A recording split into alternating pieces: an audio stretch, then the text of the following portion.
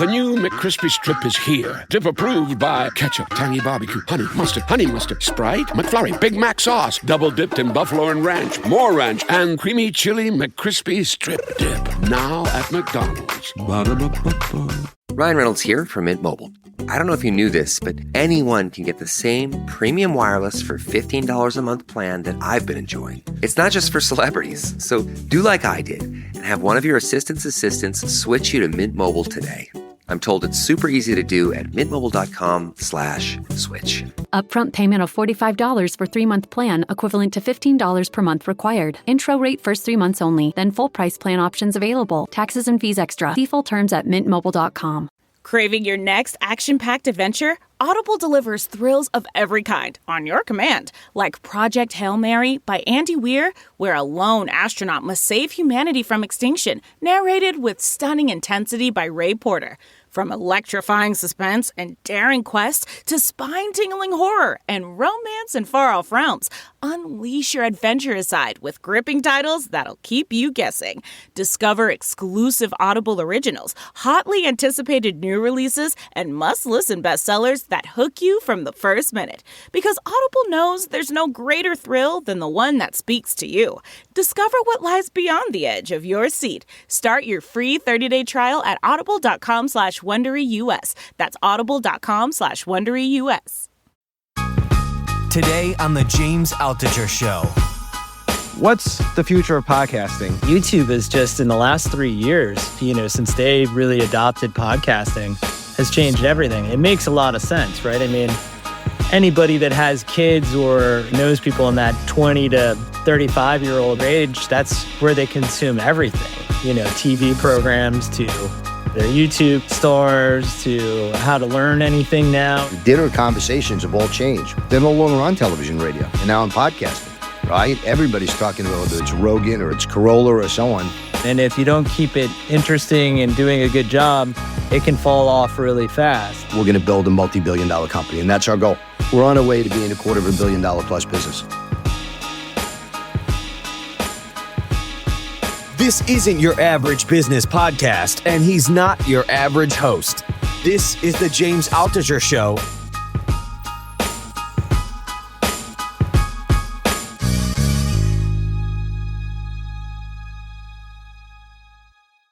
So I've been doing podcasting for, 11 years. I cannot believe it. Over 1,500 episodes. And all along during this journey, I've always been impressed by the podcast network, PodcastOne.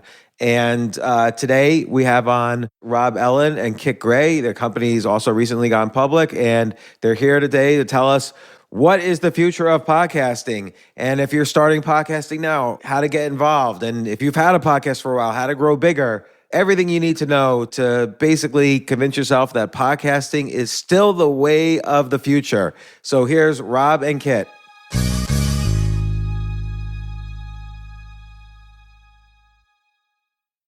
I remember when you guys started PodcastOne, it was very exciting. It was immediately out the gates, the biggest podcast network out there. You have something like, 1 billion downloads a year now on hundreds and hundreds of shows, including the James Altucher Show, which I am grateful that you have included us. Let's just get right into it. Just for people listening, everybody's been saying podcasting is dead since the day I started a podcast in 2014. So what's the future of podcasting? Like I, for instance, consume my podcasts on YouTube. I don't really listen to podcasts, but I don't drive either. And I don't go to the gym. The two main places people listen. I'll hand most of this to Kit, right? Because Kit's the founder, and really not only did he found the PodcastOne, but he also found the industry, right? He really broke the industry. But what I loved about it, and the reason that I bought the company and partnered with Kit, is those second, third windows. Everything from live shows to where video's going and numbers in video just skyrocketing, to second windows, taking podcasts and turning them to TV and film, and owning our own products. So with that, I'll hand it back to Kit on where you think it's going. Yeah, I'd love to hear more about that and what's working and what's not, because we've tried a lot of those strategies too. But Kit, I'm curious what your thoughts are. Yeah, I mean, when we started the company, and James, you were an early guy in the space as well. So it's been really a joy to get to know you and get to work with you over the last couple of months as you guys have joined PodcastOne. when we started it, you had to download the file on your computer and maybe you had an MP3 player. And if you don't drive, but a lot of people like me drove, you'd have to hook it into a tape player. And there wasn't this Bluetooth ease of doing it, right? So you really had to want that audio session. I started listening to Ricky Gervais over, at the BBC doing some great content with Carl Pilkington. And then I got into Adam Carolla when he lost his job with CBS on his national syndication. I'm just a huge audio fan. I always have been. So I still go to, Apple Podcasts, and that's how I listen and discover my podcasts. But YouTube is just in the last 3 years, since they really adopted podcasting, has changed everything. It makes a lot of sense, right? I mean, anybody that has kids or knows people in that 20 to 35-year-old range, that's where they consume everything, TV programs to their YouTube stars to how to learn anything now. And really, it makes a lot of sense for podcasters to be out there. When we started the company, it was expensive to produce video, right? And you'd have to have makeup and all this stuff, as you can see from our three beautiful faces. We're just out there, right? So it's a whole different game, right? So Rob's got a ton of makeup on, but it's easy to see through Squadcast. Yeah, exactly. So now people are just, they're used to consuming media this way. This is how people are okay with it. And I think COVID had a lot to do with it. As you look into the future, discovery in video is massive. And I think to Rob's point, live is going to be something that really changes the ability to communicate with your community, right? So you can take questions live. You could talk about the market and what's happening today. You can do live streams. You can do live shows. That's going to really change the evolution of these communities that we used to call podcasters, but now that you can consume it on YouTube and Rumble or Twitter or Instagram or YouTube Live or even just RSS feeds like us old school guys, it's just tremendous. We're just evolving at how to touch these different communities. And is audio only still growing as much? Yeah, it really is. It's still, growing tremendously. The advertising dollars alone, it's growing. I think when some of the Edison and Nielsen research just came out, there's less new podcasts going out there, but still consumption of existing podcasts is going the right direction, right? So as you know, it's not easy to do a podcast. You have to do the research, the writing. Anyone can do it for 5, 10 episodes. You can talk to your friends, but what do you do in episode 78, 200? And that's where people are getting to. So it's really a business. You guys have been there, done it. You've seen it all. And I'm always trying to figure out how to improve. And it's really hard because, just in terms of format, I've always done kind of like the interview format, like what we're doing now. So I take the GOATs of an industry, which arguably you are in podcasting, but I'll talk to everyone from Kareem Abdul-Jabbar in basketball, Garry Kasparov in chess, all the presidential candidates, actors, whatever. And then there's the interview format, that's what I've been doing for 1,500 episodes, more or less. Then there's kind of serial style or true crime style podcasts. There's the comedy podcast now where there's two comedians just sort of riffing and with an occasional guest and topic, like Theo Von or History Hyenas was a favorite. And, you guys started with Adam Carolla. And now there's then there's political and niche topics. You have like Tim Pool and all that. But what's working? And I get a little bored sometimes of the interview format. Yeah, everything's working. So what's best practices? This is how I see it, right? And I look from the lens of my kids, right? My kids range from 14 to 30, right? And I see the habitual behavior and how much time is moving towards podcasting. And then you got to figure out each podcast, got to figure out what does their audience want, right? How do they bring their friends in? How do you get more traffic and audience by keeping them intrigued and interesting? And it's all hard, right? There's so much competition out there, but you got to keep fighting through it and you got to keep battling through and you got to keep that audience's attention. Yeah. Right? And keep them talking because the dinner conversations have all changed, right? You used to only talk about TV shows, right? You used to talk about your favorite radio hosts or your favorite television hosts. They're no longer on television radio. They're now on podcasting, right? Everybody's talking about whether it's Rogan or it's Carolla or so on. We just got to figure out, for every one of our podcasts, we got to figure out what is really intriguing enough to make it more interesting than the other options that are out there. One thing you said is what are they going to tell their friends? What are they going to share with their friends? I think that is the key to making any particular episode viral, is you make sure there are components that are shareable. I mean, I remember when we were kids, everybody on a Wednesday morning would be talking about what was on Happy Day. What did the Fonz do on Happy Days the night before? Now it's, hey, do you see who Joe Rogan spoke to yesterday and what that guy said about Egypt and they found the vaccines in the pyramid? It's like, it's just like, it's Rogan is what everybody talks about the next day. By the way, it used to be Adam Carolla too. And Adam Carolla is still growing, but Rogan kind of eclipsed everything. Yeah. I don't think that's ever changed. Talking heads have always controlled. Listen, the most successful, right, entrepreneurs in all of media are Howard Stern, Ryan Seacrest, right, Tucker Carlson. All of these guys are talking heads with a video audio. They make the most money of anyone, right? Yeah. Because they have super fans, right? You got to build up those super fans, and then you got to work your socials, right? You got to work that social element of it across YouTube and TikTok and keep expanding your audience. And then you got to go on other people's podcasts, right? You want to grow your podcast? Search is difficult. You got to go on other podcasts. And I think what we do best, and, I'll hand it back to Kit because he's really doing it, is what we do best is be able to utilize the relationships between our other podcasters, right? When I first put my brother's podcast on, we immediately put him on Carolla and Jordan Harbinger and a bunch of other podcasts, and his traffic grows, right? And I think that's the golden goose of this business is you got to be able to share your content. You got to be able to share your thoughts and leverage a network. And that's what Kit has done brilliantly, is building the network. As you said, we humbly reach over, I think it's 1.2 billion impressions a year now, right?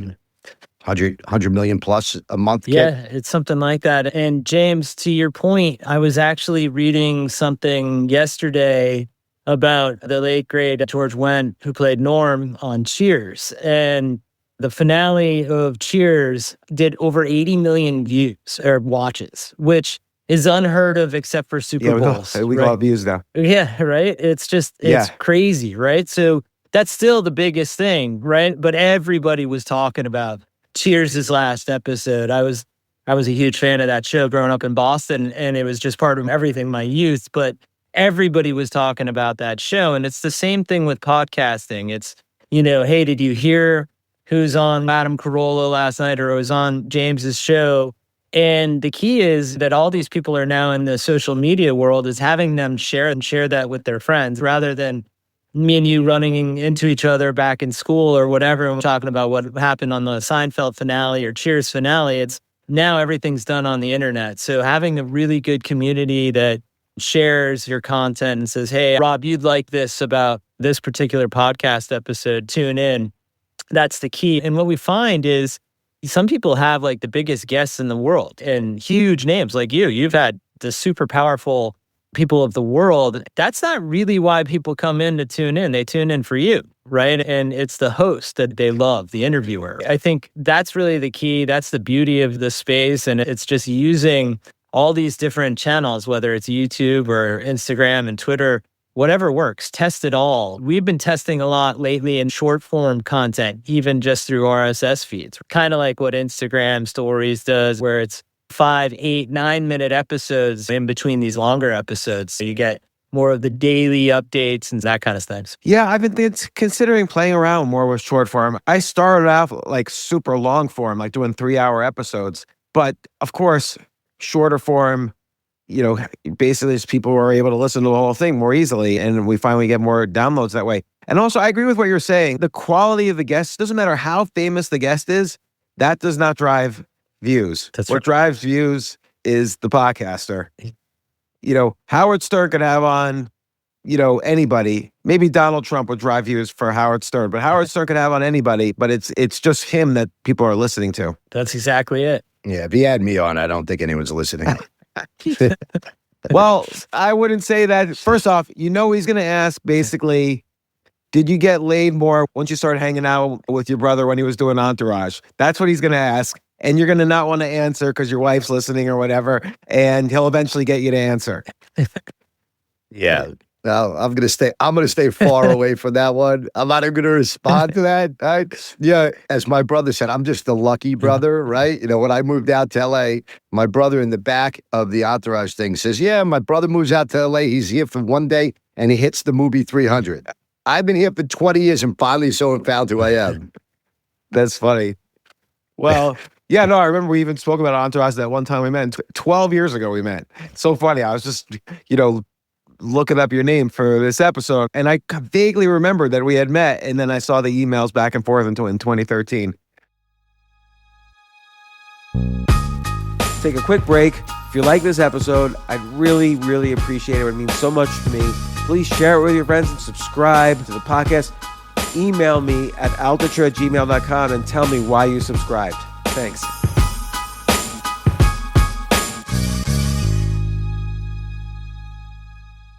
I think if you love cars, you love the Defender. We have a Defender, and my wife, she's had a Defender in one version or other since she was 18 years old, since she started driving. And our kids even learn how to drive on a Defender. They learn how to drive on the desert in Kuwait because not only is Defender, of course, great highway driving, but you could drive it. It's great for off-roading. You could drive it on the desert. And that was the place where my kids learned how to drive a car. That's why the Defender is a vehicle that's basically adapted for the city, but also for beyond. The Defender 90 is the original two-door Defender body design. It's a smaller silhouette, but fits for journeys of all size. There's 3D surround cameras with clear sight ground view, so it lets you see underneath the vehicle and anticipate obstacles and rough terrain. Again, for the urban city and beyond. There's a next-gen Pivi Pro infotainment system, which of course is great for 3 kids driving in the back seat, and intuitive driver displays that are customizable to your journey. Explore the Defender 90 at LandRoverUSA.com.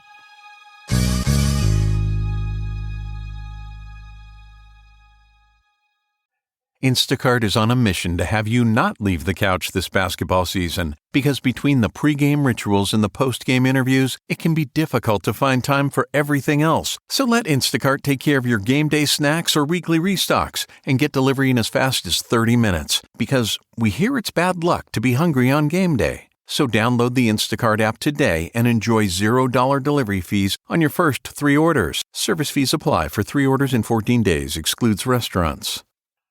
Get this, adults with financial literacy skills have 82% more wealth than those who don't. From swimming lessons to piano classes, us parents invest in so many things to enrich our kids' lives. But are we investing in their future financial success? With Greenlight, you can teach your kids financial literacy skills like earning, saving, and investing. And this investment costs less than that after-school treat. Start prioritizing their financial education and future today with a risk-free trial at greenlight.com/Wondery. greenlight.com/Wondery. So when you're looking for shows right now, or when you're looking for new talent to develop, what are you guys looking for? Yeah, so, I've realized that I'm 48 now, so my coolness and what's cool out there is long gone, right? But we have a team of 20 to 35-year-olds that really know what's trending, who are the smart, movers and shakers out there in the reality TV world and the YouTube world and the social media space. So we listen as a team in terms of going out and trying to figure out what shows we want to work with, if they exist, or if we want to create our own new programs. It always comes down to, and we built the business on advertising. My background is in sales, so I just was actually trying to create something to sell 15 years ago when I started getting into podcasting. But, when we went to all the major agencies and still with all the major ad agencies, they're still looking for moms. That's still the home run spot. They still know that women typically spend the household income and they are the decision makers when it comes to products and services and stuff like that. So we're always kind of leaning that way, but we've got a really strong, male network with you, Michael Malice, Jordan Harbinger, Adam Carolla, Dr. Drew still does his podcast with us. So we try to fit in every bucket. Honestly, it's really important for us to have a conversation with the talent, the people like you, to see, what do you like doing? It's your show. We don't own it. It's what you feel comfortable with. Will you do these ads? Will you have people on like Rob and I, and all these type of things that it's great to work with good people that understand we're all swimming in the same direction. I think Kit and I, come from a little different, kind of left brain, right brain, work so well together in that, Yeah, they really run it like a hedge fund, right? They really study the numbers, understand them like no one I've ever seen, right? You see so many of these podcast networks just lose their shirt and lose so much money and blow through money because they're doing deals that just make no economic sense. Yeah. It's great to get talent, but if you lose money on it, right, you're not going to be around very long. So we try to really study those numbers and understand them. And then we try to surround them with some moonshots. Kid has been aggressive enough and excited enough that we've now sold 3 of our shows to television that has a second window. The podcasting side may not have been the golden goose, but if you sell it to television, you could have an Entourage hit or you could have a 300 hit. And if you do, we just sold a show called Vigilante to Peacock. And selling that, we pick off almost $500,000 and growing, and then you get paid for the rest of your life. And what's Vigilante like? What was it, a serial type show? Exactly what you would think of vigilantes. You have vigilantes who come along and do, save the day type thing. Are they real stories or like fictional? Yeah, I mean, they're real. But what television decides to do will be their decision, right? So we get the benefits of participating and not necessarily have to decide. They may get more creative and be able to create stories around it, right? We just sold a show called Varnamtown, which I'm really passionate about. This is something that could be a golden goose for us, and really a trophy property, right? I've spent a career building slates of television film. This is one that is a true story. It's like a Coen Brothers, Fargo, True Detectives, a true story that we sold to one of the major streaming networks. And so it's really exciting to see direction what you can do with this if you're thinking long-term as opposed to short-term. What I loved about Kit and his team is nobody ever leaves, right? Our podcasts are there for life with us. And so when they spread that virus, when we do these things, we're going to have longevity with both, our shows as well as with our talent. Yeah, the storytelling format is what you're able to sell into TV. Obviously, like Rogan and Corolla, people like that are more in the interview format, which is a little harder, I think, to sell to TV, although, of course, that format works in TV very well. But I think format is a challenge for any beginning podcaster. Like, I was talking to John Lee Dumas, who has, I think it's called Entrepreneurs on Fire. He wrote a book on podcasting. He was telling me, niche down twice if you're a beginning podcaster. Like, don't just do a podcast about being a lawyer, do it about divorce law. Or, to keep niching down until you find where that audience is. And that's something I've never been able to do because I have a lot of interests. I'll talk about anything from politics to sports to art to chess. It's hard for me to niche down. I think it's more about figuring out what your audience wants, right? Rogan goes all over the map. Yeah. Right? I mean, so many of these shows cross over so many different things now, right? Yeah, Bill Simmons is doing sports and movies, right? Everyone's got to find their own audience and own that audience. And own a relationship with them and keep building that relationship with their specific audience. Yeah. And in terms of building a relationship, what do you mean when you're saying that? When you really build a relationship, one of the beauties of this is, and Sue McNamara, our head of sales, where I always describe it as, there's no hiding from what you sell and what you don't, because such a big part of your business is direct response, right? Yeah. Owning a product with the talent, doing live shows with the talent, people paying money for them, subscriptions, right? You will know quickly whether or not you have an audience that is true, not just engaged, but they're engaged and participating. Yeah, that's a good point. Yeah, I think it's really important to, when you say having a relationship, like as a podcaster, you have to be consistent, right? Your show needs to go out once a week. You have to do your research and do your homework because there's so much out there for people to consume. And if you don't keep it interesting and doing a good job, it can fall off really fast. And as far as a company, when we take on a show, it's really important for us to even have the hard conversations sometimes and say, hey, this isn't working. We need to do this. Or, not every advertiser works, right? And yeah, I'm sorry, that one didn't work or they didn't want you. A relationship that we've had these shows, Adam Carolla for 15 years, Jordan Harbinger 8-9 years, Lady Gang that long too. It's because you can also have that hard conversation and be real with them. And that's what we are at PodcastOne. We're not going to just float your boat for whatever reason. We're all going to win together and lose together. And do you see it as a generation thing? Like, look, I feel like Gen X started podcasting and now you see where Gen Z is. They're on, Instagram Reels, they're on TikTok. Do you see them as much getting into podcasting, both as consumers and creators? I just want to say Gen Z is the most amazing generation ever. I don't care what anyone says. You look at these TikTok videos, they are superheroes, these Gen Z people. It's amazing. Yeah, it's amazing as I get a phone call, Kit gets a phone call. I would say every day. I would say this week we got a phone call from a 12-year-old with a massive audience and a 85-year-old who's made some of the greatest movies ever made in history and everywhere in between, right? When a guy could, out of his pajamas, right, sign for $350 million with a microphone and a headphone and make $350 million, you got to believe that podcasting is here to stay. Yeah. Right? And it really isn't that different than Howard Stern when he first started, right, and became that big. But the cost of radio was extraordinarily expensive. Yeah. The cost of podcasting is, I'm looking at your background. You got some pictures in the background. You got a gray wall, right? Yeah. You got a headphone and a microphone, all right? And you're probably in your pajamas just like Joe. I'm in a sweater, but yeah. I'm not wearing any pants, but who can see? Sometimes you got to be careful. I think that happened once or twice on Zoom. Yeah, on Zoom is dangerous. People think it's like podcasting, and then they start doing whatever, and it's pretty scary. But yeah, the 12-year-old called you. How does he have such a big audience? What does he do? He must have some superpower. These Gen Z kids are mutants. They're amazing. There's so many of these kids that have figured out how to make money through YouTube. I coach my kids flag football. He's 10 years old, and one of his buddies here, and I live in Florida where there's a lot of fishing, and he goes out and does a YouTube fishing show, and he's got sponsors. This kid's 11 years old, and he's got sponsors of fishing equipment. Wow. They're paying for his boat. They're paying for all this stuff to go out there and fish. He's making his own way. It's really tremendous. He's learning so much about business, creating a community, creating relationships. He's 11 years old, and this generation is going to be completely different. Do you think this generation should skip college? Because obviously they're learning how to do stuff in the real world better than any college graduate.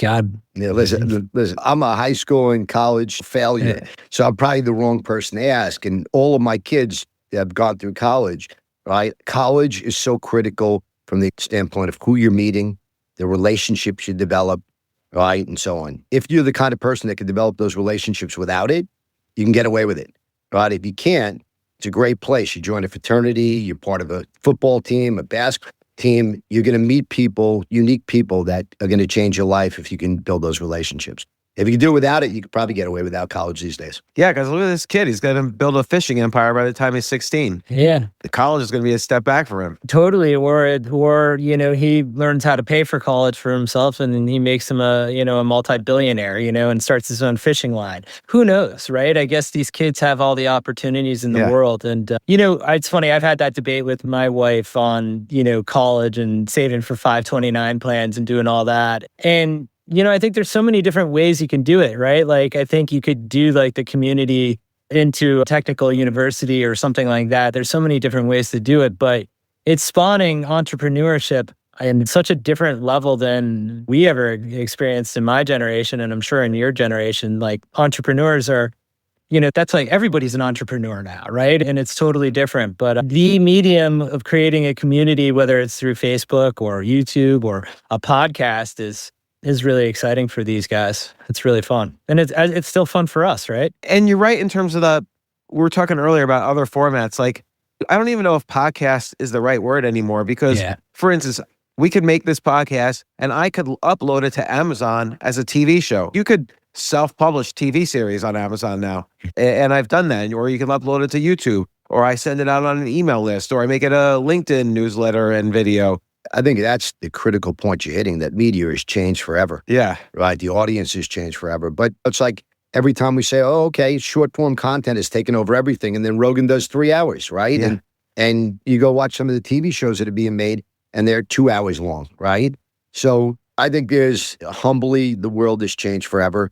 Short form content is critical for marketing, and sometimes it's critical for revenues, right? And you have to figure out which one is more important to you, right? Sometimes it's just marketing to drive your overall, to drive it to your podcast, to drive it to your TV show. And sometimes it's where the money is.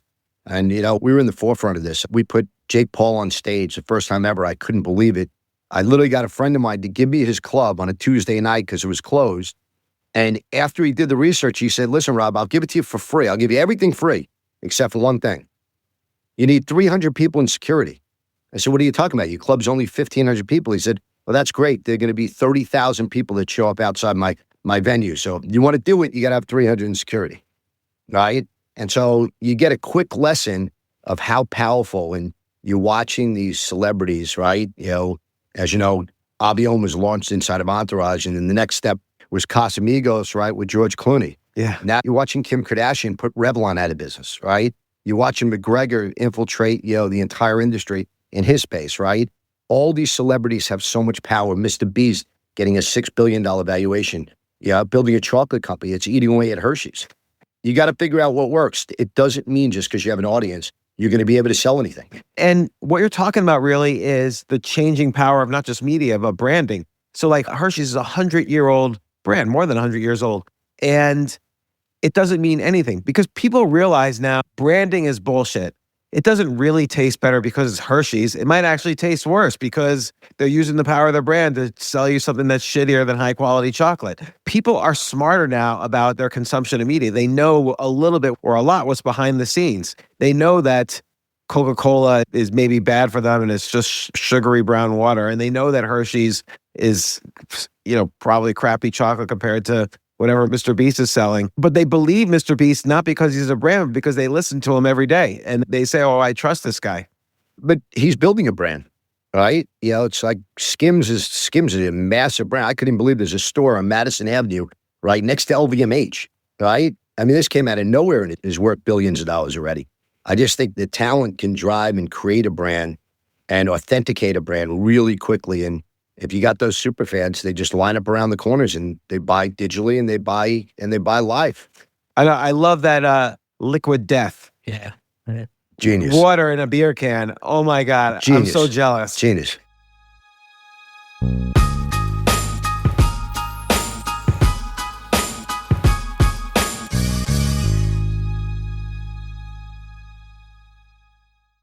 I want to tell you how I'm going to start my next business.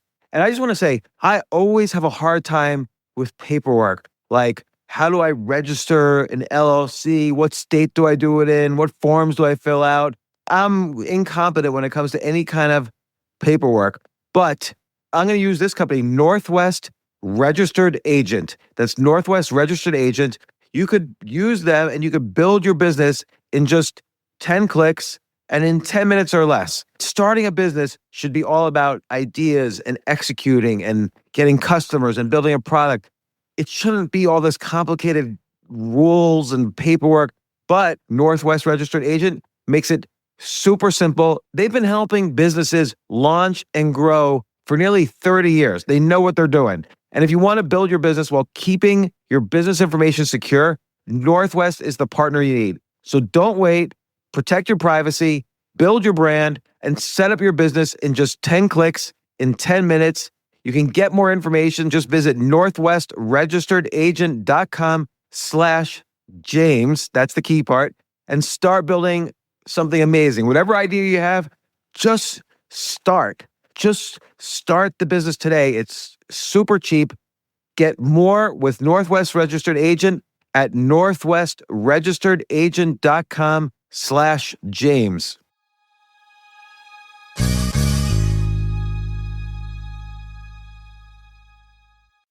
Mochi Health is here to help you start your weight loss journey with caring, personalized support. Meet one-on-one with board-certified obesity doctors and registered dietitians who truly listen and understand your unique needs. Eligible patients can access affordable GLP-1 medications delivered right to their door each month. No insurance? No problem. Mochi Health accepts FSA and HSA, making care accessible and affordable. And with 24/7 customer service, you'll never feel alone on your path to better health. Get started with Mochi Health today. Take the free quiz at joinmochi.com and use code AUDIO40 at checkout for $40 off your first month of membership. That's joinmochi.com with promo code AUDIO40. That's why direct response campaigns have worked so great, in the podcasting space, right? Of getting someone like you saying, I drink Liquid Death or, use BetterHelp as a service, right? Like these these brands have just built off of advertising in these communities and really getting endorsements, right? If you look at, the Untuckits of the world, the Squarespaces of the world, they started just in podcasting and ROI metrics and buying one spot here and testing it. And now they're buying Super Bowl ads, right? These are where the brands that have just evolved through the space, right? It's really tremendous how podcasting is done. You guys have probably saw this too, all around the same time. Casper Mattresses literally built a $1 billion brand just from advertising on podcasts. I don't think they advertised anywhere else before they went public except podcasts, and they IPO'd over $1 billion. Well, I could tell you, going back, and I was just having this conversation with Sue McNamara, I put the original money in i1.com, right? During the fund that Yahoo and AOL were valued at $300 billion, $600 billion, right? Yeah. And we gave Howard a ton of marketing, and he literally marketed our entire audience, literally drove a massive audience by calling us idiots. He said, dumbest people I've ever seen. They're giving away $15,000 a day, $1 million a month, and $15 million in tax day. How could you not search on their engine instead of somewhere else? Because these guys are morons, right? So it's always worked, right? That talent has such an influence, right? If they stay to their core audience and they behave in a certain way, right? They can sell a lot of shit. Yeah. And so PodcastOne, let's say it's the godfather of podcast networks. You guys are almost, emblematic of the business of podcasting. You're public now. What's the future for your business? Well, the first thing we have is, for Kit and I, we're on a big mission, right? Because, Kit's mentor and partner, Norm Patitz, who's one of the greatest geniuses in radio, and literally was a guy that, literally found the talking heads. If there was Mel Corm on the East Coast, right? Norm was the West Coast, right? So we're on a mission. We changed all of our branding to use that one at the end of our company for a reason, right? Celebrity One, Podcast One, Live One, right? We want to honor what Norm has done. So we got a big mission, right? His company, Westwood One, went to $5-6 billion. I was fortunate enough, as you know, that Digital Turbine, which was Mandalay, went to $12 billion, right? Kit and I are on that mission that this is going to be a multi-billion-dollar company. And if we keep building that audience, right? Building those that what I articulate as a flywheel, right? Audio, video, second windows to television, film, live, and then products. We're going to own products with those celebrities. If we continue to do that and continue to build this massive audience, right, we're going to build a multi-billion-dollar company. And that's our goal. What's the deal with, as a podcaster, one thing I sometimes have an issue with is analytics. There's no real good platform for me to really see all my numbers unless I scrap it all together. Because, for instance, I'll take this podcast, I'll clip it up, put it on Twitter, put it on Instagram, put it in other places. I'll send it out on an email. And sometimes Twitter will have 1 million views, much more than the podcast will have, or sometimes Instagram, or sometimes whatever. But I have no good analytics dashboard that tells me who's watching, how many people are watching, where are they watching from. As a podcaster, that's something I'd like. Can you guys make that, please? Yeah. Or buy it? Yeah. You know what? I'll tell you what. I'll build it if you buy it. And somebody listening to this right now will hear this and give it to me, and then I'll sell it to you. Here's what I want to tell you. AI will get there. Yeah. There's a lot of stuff already happening now. Right? We've already started multiple different partnerships with major AI companies. You'll see a lot more of that coming. We're studying it. We agree with you. Right? This should be a simpler. But I can tell you this much. The advertisers are only paying if they got an audience. Yeah. Right? It's as simple as that. It's audio, video, right? They're going to pay you if you have an audience. So they're checking those numbers and they're checking them carefully. But we are very much in the process of building out the most sophisticated methodology of showing our partners, those podcasters, what truly their audience is across all mediums. I mean, this is sort of a cliche question, but how do you see AI changing things? Like, what's going to be kind of a tipping point for AI in podcasting? Well, to start with search, right? Search is so hard still in podcasting, right? I find most of my podcasts, I find them via the other listening or watching the other podcasts that I enjoy, right? So I think search is going to get better and better with the help of AI.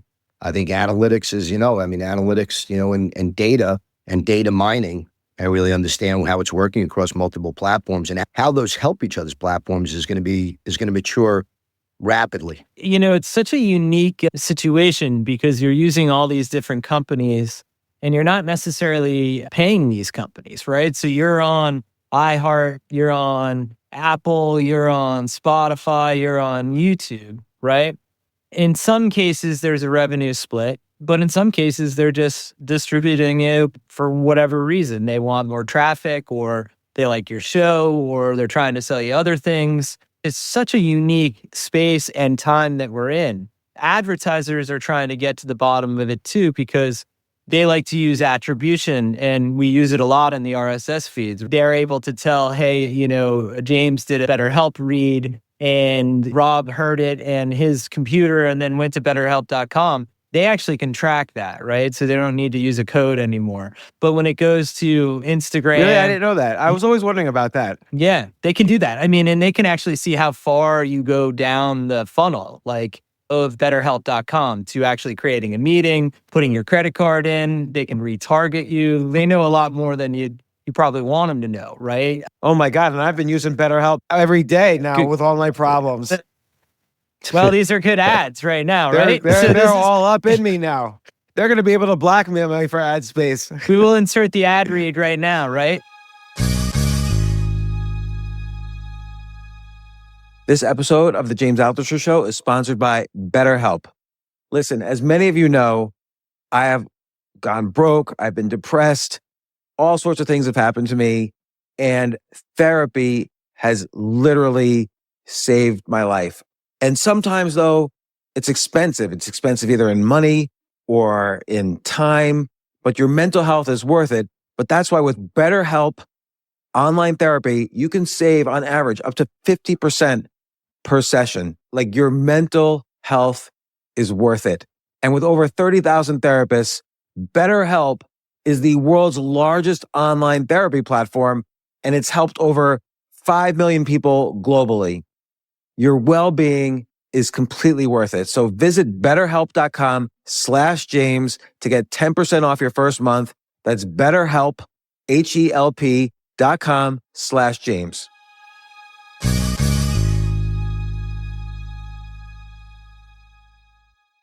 Optimize your nutrition this year with Factor, America's #1 ready-to-eat meal service. Factor's fresh, never frozen meals are dietitian approved, ready to eat in just 2 minutes. Choose from 40 weekly options across 8 dietary preferences, like Calorie Smart, Protein Plus, and Keto. Eat smarter at factormeals.com/listen50 and use code LISTEN50 for 50% off, plus free shipping on your first box. Factormeals.com/listen50, code LISTEN50.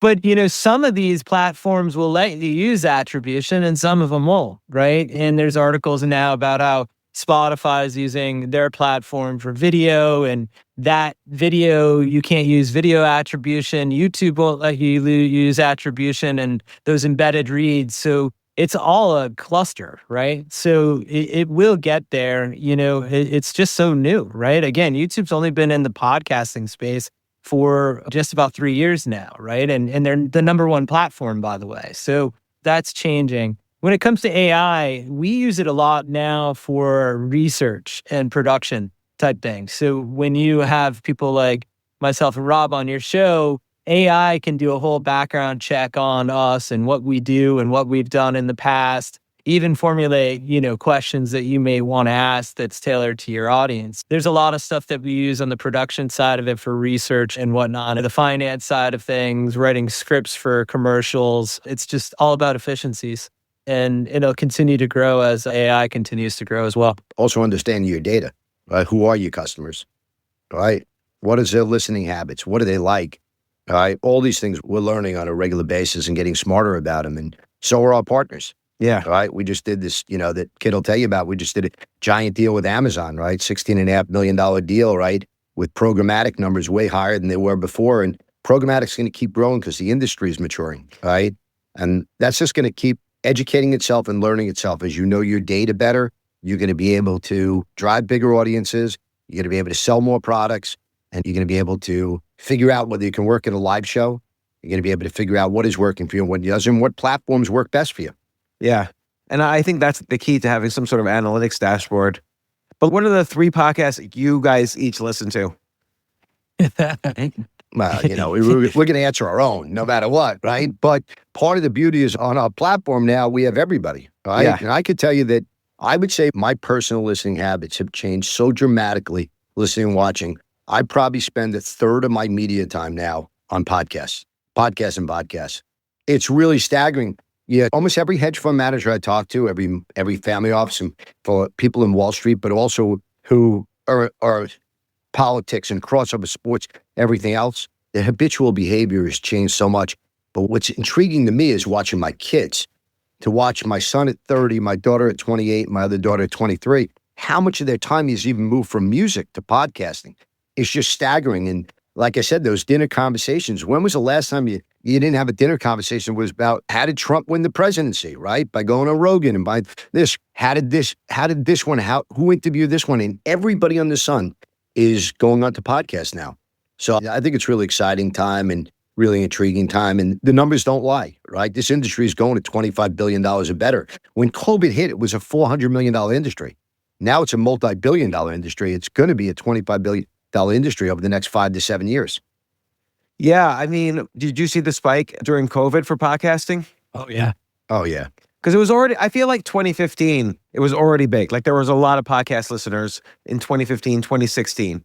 But then I do think it got like right at the beginning of COVID, I felt it like just a second burst. Like I was podcasting every single day then because there was so much to talk about with COVID. Well, it's also such a pleasure to hear opinions that aren't jaded by a network. Yeah. Right? This is individual thought, thinkers, right, with their own minds, right, which hopefully yourself and your kids and, right, your grandkids, you can all have opinions, right? Opinions went away for a while, right? You couldn't even sit in a room if you had two different opinions. I think podcasting is bringing that back, and I think it's critical. I think it's so critical for people to be able to listen to each other and learn from each other. I think you're right. And I think, and I keep using Joe Rogan as an example just because he's kind of, like you said, Trump may have won the presidency because he was on Joe Rogan's podcast. But I think having a point of view, having a vision of the world, and Joe's vision is a little bit mysterious and yet not so. Like he always kind of was like hiding where he stood on different things, but he would ask very pointed questions that sort of let the audience know where he was. And his curiosity stood out. He had enough knowledge that he could be curious about anything, and that stood out. And I think people very much related to that. Plus, he was melding a bunch of audiences, MMA, comedy, sitcoms, and so on.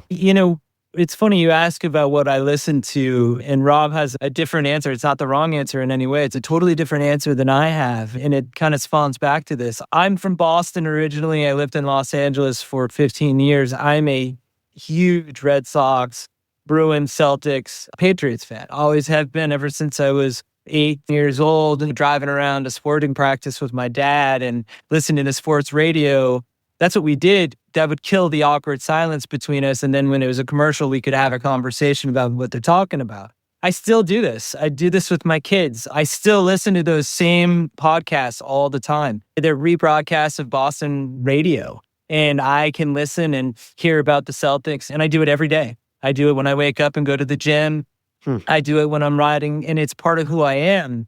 And when you talk about COVID and the growth of consumption of podcasts, and that it's because, to me, and there was people like you doing more content day to day, it's because we needed it. As fans, we needed it. We needed to sit back and feel comfortable in the community. And when you're listening to a podcast or you're watching a podcast, it's a very intimate experience.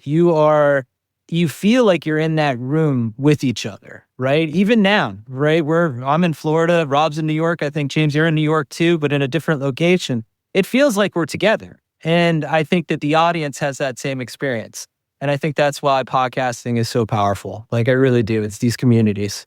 Yeah, I agree. And I agree that that's why it's never going to end. People need that kind of almost pseudo companionship, but it's real also in that we care about the audience. Well, you guys, look, I'm very excited to be part of PodcastOne, and I've been huge fans all along since you started. By the way, what's the ticker? Well, tell people what the ticker of the stock is. Yes, the symbol is PODC. We've only been public for a short period of time, and we've yet to really go out and start to market the company. There was no IPO in this. It was an uplisting, right? It was actually the first time ever done in history. You'll love this, James, but it was the first time done in history that we did an uplisting with a minority dividend, right? So we took it public without any institutional support or banking support really in that, right? And Roth Capital valued it originally at 8 to 12. And NASDAQ at the last second stopped the deal, and it took an extra 3 months, which hurt, but they valued the company at $8 a share. So we're, for the first time, we're just starting to really start to talk to the street. Kit and I are going to be on a road show, all right, starting in the next 3 weeks, really starting to tell the street about how the growth of this business is. When I bought the company, right, before Kit became president, we were doing like $17, $18 million in revenues. We've just announced this year we're going to do 55 to 60 million. Kit, Sue have done just a spectacular job of growing this business with almost no money, all right? And we just closed this morning. We just announced this morning a $27.5 million debt financing with one of my old partners, all convertible, well above the market in Lab 1, which will give us the firepower to both buy additional podcast networks, add podcasters, expand our television side, expand our product side, and expand our live side. And we couldn't be more excited about where the business is going right now. And Kit and the team have just done a great job of managing a very difficult microcap market, a very difficult funding market, the loss of norm, which obviously when you have a personality like that is difficult. And we've really done a great job of growing this business and expanding it dramatically. And we see telltale signs will continue to grow 25+% a year in the next 5 years. Now, will you advertise on podcasts? Because it's a valuable place to advertise. You're saying with the company? Yeah, for the stock. Just, hey, everybody, be aware, PodcastOne's public. So stay tuned. When I first bought the company, I went on Fox with Adam Carolla, and Adam and I did an amazing interview. We haven't done one since, but we're due to do one, which about where podcasting was going, right?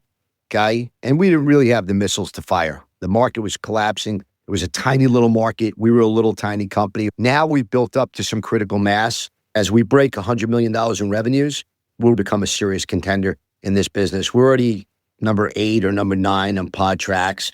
Our audience has grown from 40 million impressions a month to over 100 million impressions a month. We're on our way to being a $250 million plus business.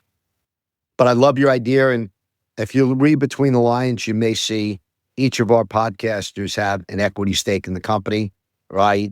So that they're rowing in the same direction, right? And building with us. And they have the same upset as we do in that they want to see the stock go to 100, just like we do. Well, good luck, you guys. And thank you so much for coming on the podcast. Come on again. Let's keep updated on the state of the podcasting world. I'd love to have you on again. And once the video shuts down here, I have some ideas for you on the IR side. So thanks once again. Coming on. Love to hear that. We'd love to hear it. And, just to wrap it up, we're also buying back a lot of stock. So we bought back almost 1.5 million shares of PodcastOne. So we're going to continue to acquire more shares if it's going to trade at this tiny valuation. And you're starting to see, the first round of podcast networks were selling for between 5 and 30 times revenues. Yeah. You're starting to see that magic hit again right now. Yeah, that's good. Like back when Gimlet sold, I don't think it was necessarily worth it, but now I think that the power is there. So we'll see. Well, I think Rogan made Spotify a fortune. Yeah. I think all those stories are nonsense. No one counts how many subscribers he kept, and nobody counts how many subscribers he grew. They only talk about the advertising dollars and the traffic, but there's so much more to it. And all you got to do is look at Howard Stern, and you just look at what he did for Sirius Radio. There's a reason it's at $25 billion, all right? And there's the same thing. There's a reason that Spotify has gone from 50 billion to over 100 billion. Yeah. No, I agree. This year. That's why I'm tuned into Spotify. So, all right, you guys, thanks so much. I appreciate it.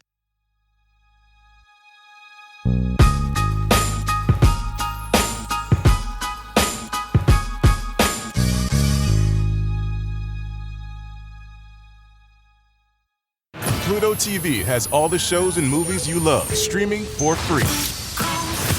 That means laughter is free with gut-busting comedies like The Neighborhood, Boomerang, and Ferris Bueller's Day Off. Bueller. Mystery is free with countless cases to crack from Criminal Minds, Tracker, and Matlock. I'm a lawyer, like the old TV show. And thrills are free with heart-pumping hits like The Walking Dead and Pulp Fiction. Correctamundo. Feel the free Pluto TV. Stream now, pay never.